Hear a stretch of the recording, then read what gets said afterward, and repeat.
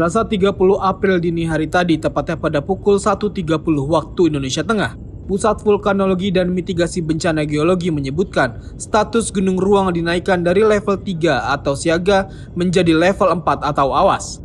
Masyarakat di sekitar Gunung Ruang pun diminta untuk waspada dan tidak memasuki wilayah radius 6 km dari pusat kawah aktif. Sebelumnya sejak 1 hingga 28 April lalu, PVMBG mencatat aktivitas kegempaan di Gunung Ruang sebanyak 6 kali gempa letusan, 15 kali gempa guguran, 1 kali gempa tremor, 1 kali gempa tremor non-harmonik, 3 kali gempa tremor menerus, kemudian 2057 kali gempa vulkanik dalam, 1018 gempa vulkanik dangkal, 32 kali gempa tektonik lokal, dan 195 kali gempa tektonik jauh, serta gempa terasa sebanyak 7 kali. Sedangkan jumlah kegempaan yang tercatat melalui stasiun seismik sepanjang 29 April 2024 dari pukul 00 hingga 24.00 waktu Indonesia Tengah terjadi sebanyak 15 kali gempa guguran, 237 kali gempa vulkanik dangkal, 425 kali gempa vulkanik dalam, 25 kali gempa tektonik lokal, dan 6 kali gempa tektonik jauh. Akibat peristiwa ini, aktivitas Bandara Samratulangi Manado ditutup sementara. Bandara juga saat ini sedang tertutup debu vulkanik tipis setelah erupsi. Dan diperkirakan penutupan bandara berlangsung hingga Selasa hari ini. Sebelumnya aktivitas Bandara Internasional Samratulangi sempat ditutup selama 6 hari dan baru beroperasi normal pada 22 April kemarin.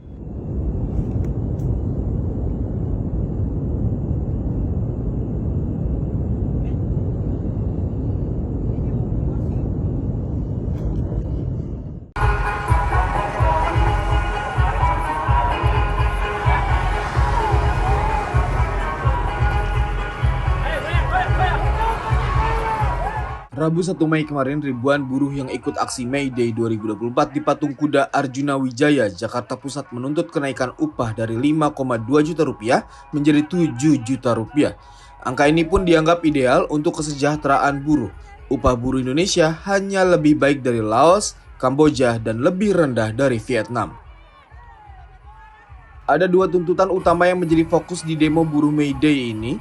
Pertama, mencabut Omnibus Law Undang-Undang Cipta Kerja dan hapus outsourcing tolak upah murah. Alasannya, kontrak berulang, pesangon murah, mudahnya perusahaan melakukan pemutusan hubungan kerja, pengaturan cuti, dan maraknya tenaga kerja asing. Selanjutnya, Presiden Partai Buruh Said Iqbal menyatakan akan mendukung Prabowo Subianto Gibran Rakabuming Raka sebagai pasangan presiden dan wakil presiden terpilih periode 2024 hingga 2029. Sementara itu, ribuan massa buruh di Jalan Pahlawan Surabaya, Jawa Timur membentangkan bendera merah putih sepanjang 100 meter. Tidak hanya itu, tapi ada juga papan bertuliskan tolak upah murah, kemudian juga sejumlah aspirasi tuntutan tentang penolakan Omnibus Law hingga outsourcing. Hal ini dikarenakan sudah 3 tahun terakhir kenaikan upah minimum buruh di Jatim nilainya lebih rendah dari inflasi dan pertumbuhan ekonomi. Ada kenaikan upah secara angka, namun kenaikannya dinilai tidak berdampak terhadap peningkatan kesejahteraan buruh. Pepetnya bisa nggak bawa pepet? Yang belakang awas masih. Selain tersangka AARN, polisi Cikarang Barat juga menangkap pria berinisial AT yang merupakan adik kandung tersangka kasus mayat dalam koper di pinggir Sungai Kalimalang, Bekasi, Jawa Barat. AT diduga membantu tersangka AARN membuang ke Kalimalang, Bekasi. Polisi juga menyebutkan kasus ini ada motif asmara antara tersangka dan korban, yaitu AARN dan korban RM diduga memiliki hubungan spesial. Tersangka sebelumnya sudah menikah dengan kekasihnya pada 17 April lalu dan berencana akan menggelar resepsi pernikahannya pada 5 Mei mendatang. Polda Sumsel berhasil mengamankan tersangka yang mana tersangka tersebut dengan identitas adalah AARN.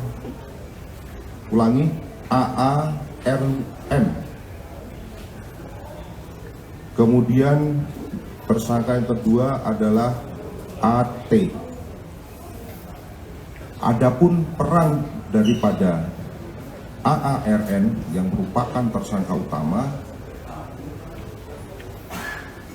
ini melakukan pembunuhan terhadap korban saudari RM yang kemudian memasukkan jasad korban ke dalam koper. Kemudian peran daripada saudara AT yang merupakan adik kandung daripada tersangka AARN. AARN diduga tersinggung ketika RM meminta menikah. Permintaan itu disampaikan setelah AARN dan RM berhubungan badan di sebuah hotel di Bandung. Tersangka juga tidak berniat membunuh RM, namun tindakan itu diambil ketika cekcok yang terjadi setelah berhubungan badan. Kini tersangka dijerat pasal 338 KUHP tentang pembunuhan dan pasal 365 KUHP tentang pencurian dan kekerasan dengan hukuman penjara maksimal 15 tahun.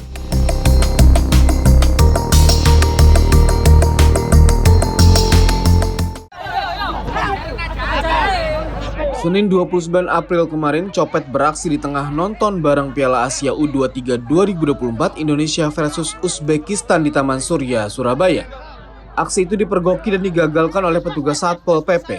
Satpol PP pun memergoki pelaku membuntuti korban. Namun sang korban, yaitu bernama Sela, tidak merasa ada seseorang yang membuntutinya. Sela juga bersyukur barangnya tidak kena copet. Sementara itu, ribuan masyarakat dari anak kecil, muda-mudi hingga para pekerja yang baru pulang kantor tumpah ruah di kawasan Kota Lama Medan, Sumatera Utara. Penonton yang didominasi kaula muda dan pecinta bola meramaikan kawasan ini dengan memakai atribut timnas seperti jersey maupun shawl. Bahkan ada yang membawa bendera merah. Pemkot Medan menyediakan 3 videotron atau 3 titik tempat nobar di sepanjang jalan Kesawan. Meskipun begitu, masyarakat tampak memanjat di beberapa atap ruko di sekitaran Kesawan. Antusiasme juga terlihat dari ribuan masyarakat Kota Batam yang berkumpul untuk mendukung timnas Indonesia di alun-alun Engku Putri, Kepulauan Riau. Nobar yang diselenggarakan oleh Polda Kepri ini diwarnai dengan pemandangan memukau warna merah dan putih yang mendominasi seragam, serta bendera yang dikibarkan. Tidak hanya layar utama, masyarakat Kota Batam juga ikut memadati satu monitor yang digunakan tim teknisi untuk memantau siaran pertandingan agar berjalan lancar. Suasana terus memanas ketika para penonton meneriakkan yel-yel dukungan walaupun gawang timnas Indonesia U23 kebobolan gol.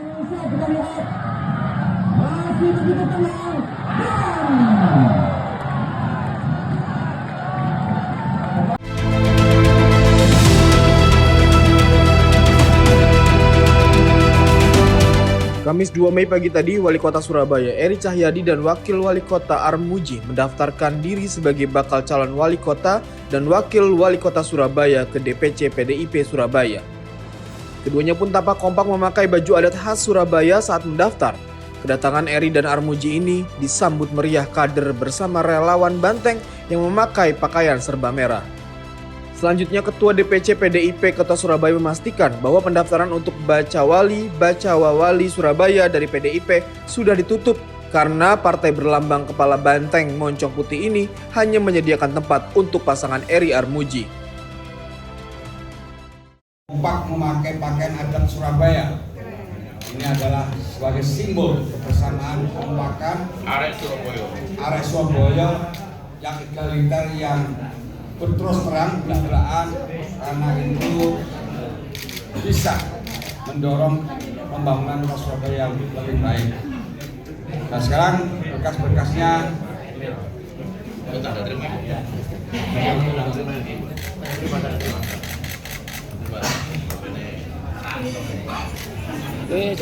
jangan maju.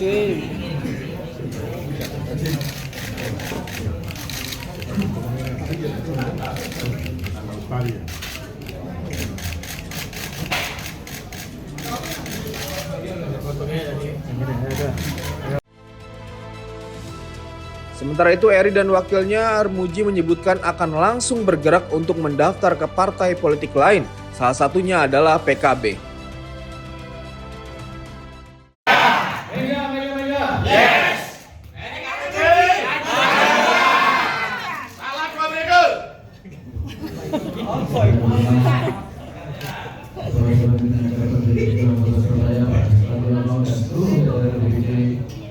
seluruh fokus PNS Sekolah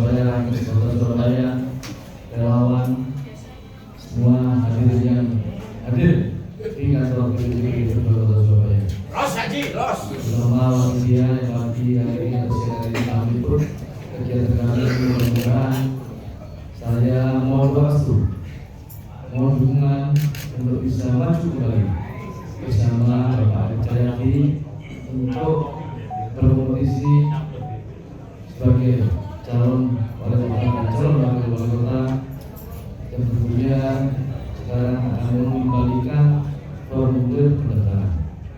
Oleh karena itu, sekali lagi bila ada kurangnya dalam penerimaan ini, kami mohon khususnya bahwa media yang telah meliput kegiatan kami.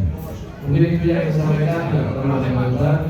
Sekian, terima kasih. Wassalamualaikum warahmatullahi wabarakatuh. Waalaikumsalam warahmatullahi wabarakatuh.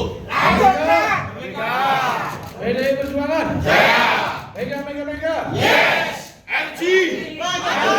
RG. RG.